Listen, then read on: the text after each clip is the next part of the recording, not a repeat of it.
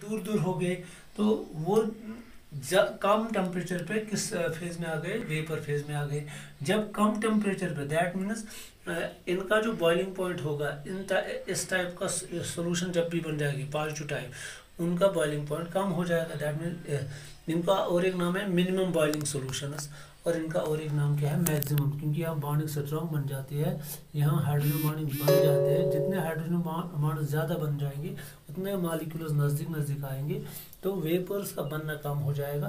That, क्योंकि हमें पता है बॉइलिंग पॉइंट किसका मतलब क्या होता है, किसी भी लिक्विड या किसी भी सोल्यूशन का वेपर प्रेशर किसके बराबर आ जाएगा, एटमॉस्फेरिक प्रेशर के बराबर। At that time we can say it is called it is boiling point. क्योंकि यहाँ पे ऑलरेडी वेपर्स कम हो रहे हैं, वेपर्स को वेपर्स के प्रेशर को किसके प्रेशर के बराबर लाना है, एटमॉस्फेरिक प्रेशर के बराबर। उस टाइम हमें क्या यहाँ पे बॉइलिंग पॉइंट को क्या करना पड़ता है, इंक्रीज करना पड़ता है। तो हम यहाँ पे लिखेंगे, इन दो सॉल्यूशंस को हम थोड़ा एक्सप्लेन करेंगे, अलॉन्ग विद एग्जांपल्स भी हम इनको यहाँ पे शो करेंगे। कि आपको याद रखना है, क्योंकि इस साल में एग्जाम में क्वेश्चन आया था। Types of non ideal solutions. पहला क्या है, non ideal solution showing negative deviation from Revolta's law। In solutions में क्या होता है, पहला केस, जो P होता है, total pressure of the solution, वो क्या होता है, लेस देन होता है इसके P not A x A plus P not B x P. और इंडिविजुअली भी जब देखा जाता है, जो इनका वैल्यू आता है, क्योंकि मैंने आपको पहले ही बताया, क्योंकि नॉन नेगेटिव डिविएशन तब होती है जब फोर्स ऑफ अट्रैक्शन बढ़ जाता है। तो यहाँ पे आपको याद रखना है कि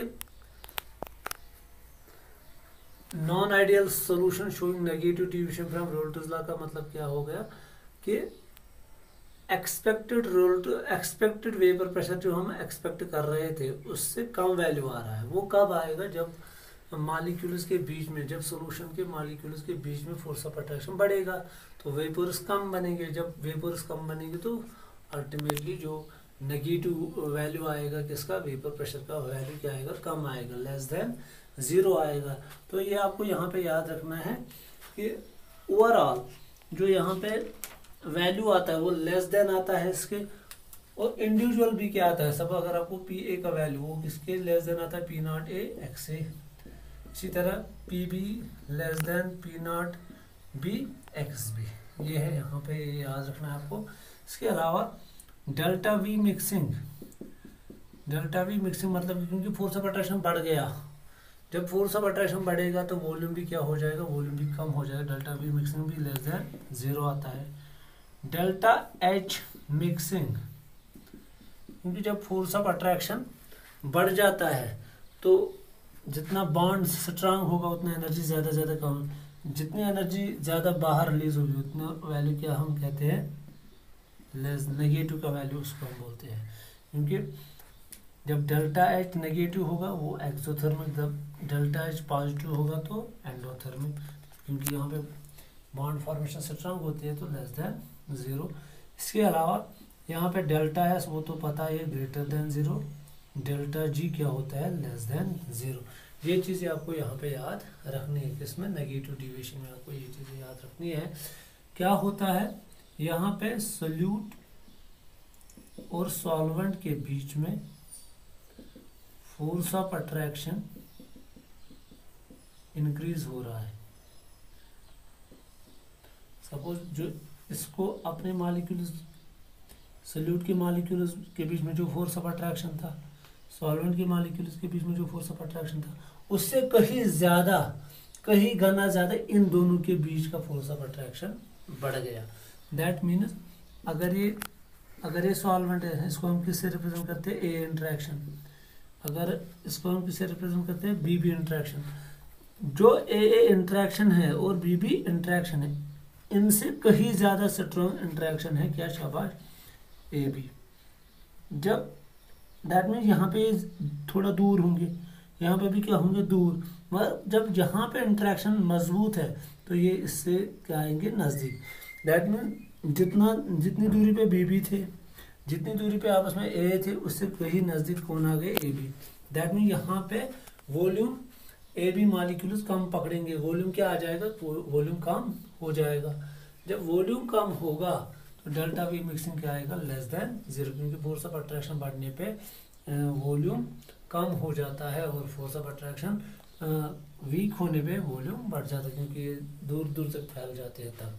तो ये आपको यहाँ पे याद रखना। अब एग्जांपल, सपोज अगर मैं यहाँ पे एग्जांपल लूँगा, यहाँ पे for example chloroform plus acetone, क्योंकि मैंने बताया था नेगेटिव डिविएशन में क्या होता है, हाइड्रोजन बॉन्डिंग बन जाती है।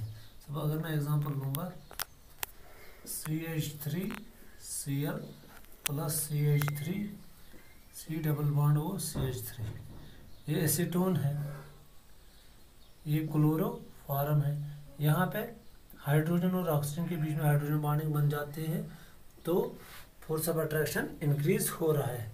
जनरली आपको क्या रखना है याद, जहाँ जहाँ पे भी हाइड्रोजन बॉन्ड बनता है वहाँ पे नेगेटिव डिविएशन होते हैं। सोल्यूट और सॉल्वेंट के बीच में जहाँ कहीं पे भी आप देखोगे कि हाइड्रोजन बॉन्ड बन रहा है, तो जिन जिन सोल्यूट और सॉल्वेंट में आप नाइट्रोजन को देखोगे, ऑक्सीजन को देखोगे, वहाँ पे हाइड्रोजन बॉन्ड बनने की चांसेस ज़्यादा होती है।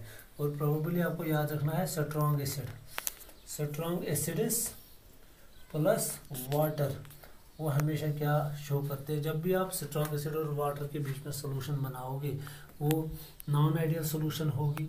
और दूसरी बात यह है कि वहाँ पे नेगेटिव डिविएशन होगी, दैट मीन्स वेपर प्रेशर कम होगा, वॉल्यूम कम होगा, जो डेल्टा एच मिक्सिंग वो बहुत ज़्यादा बाहर निकलेगी, एनर्जी ज़्यादा रिलीज हो जाएगी। तो ये चीज़ें आपको यहाँ पे याद रखनी है। स्ट्रॉन्ग एसिड में कौन कौन आता है, परक्लोरिक एसिड ClO4 H2SO4, और इसमें आता है HNO3,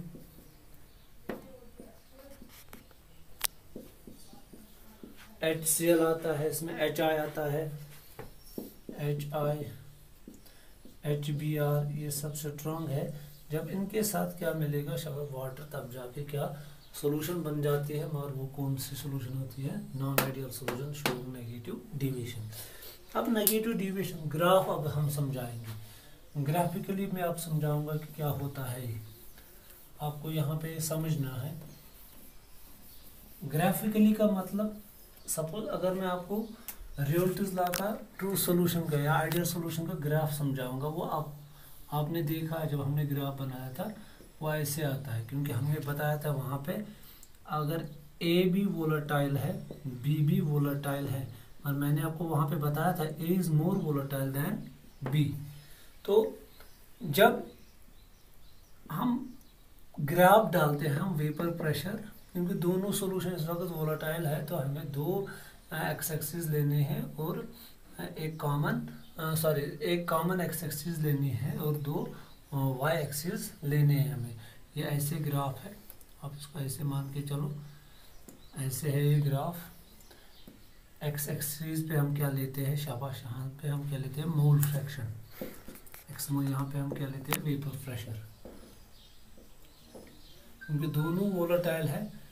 अब मैं ऐसे मान के चलता हूँ यहाँ पे, सपोज जब खाली क्या होगा, जब खाली ए के मोल्स होंगे, ए के मोल्स मतलब जब ए प्योर फॉर्म में होगा, उस टाइम हमको पता है अकॉर्डिंग टू मोल फ्रैक्शन, जब मोल फ्रैक्शन का वैल्यू 1 होता है, एक ही कंपोनेंट होता है सोल्यूशन में, तो उस टाइम वेपर प्रेशर सबसे ज़्यादा होगा, क्योंकि इस वक्त इसके साथ कोई वो नहीं है, कोई दूसरा कंपोनेंट नहीं, अगर भी हो है वो भी वोलेटाइल है, मगर वो उस ए से कम वोलेटाइल, तो मैं इसका वैल्यू यहाँ पे मान के चलूँगा।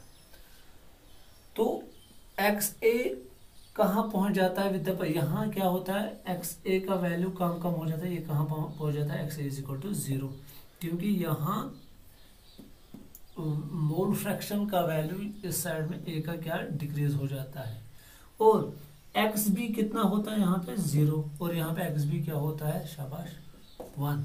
दैट मीन्स एक का यहाँ पे इंक्रीज हो रहा है इस साइड में और दूसरे का डिक्रीज हो रहा है, ए का डिक्रीज हो रहा है और बी का इंक्रीज हो रहा है। जब एक्स ए का वैल्यू, तो वेपर प्रेशर यहाँ पे है, ये आइडियल सॉल्यूशन की बात मैं कर रहा हूँ, तो with the passage of time इसका ग्राफ ऐसे आता है। और अब बी की बात करेंगे, बी यहाँ से स्टार्ट हो जाएगा, इससे थोड़ा नीचे, क्योंकि बी ए से कम वोलेटाइल है। अब बी इधर से इधर जा रहा है, ये इधर से इधर जा रहा है, बी का वैल्यू भी कम कम हो रहा है। जब बी का वैल्यू, तो अल्टीमेटली इसका ग्राफ ऐसे, ये ट्रू सॉल्यूशन का है, ये आइडियल सॉल्यूशन का ग्राफ है। अब हम समझाएंगे, और ऐसे फिर आया था वो ग्राफ जब हमने पी टोटल देखा था, वो ऐसे आया था, फिर हमने लिखा था पी ए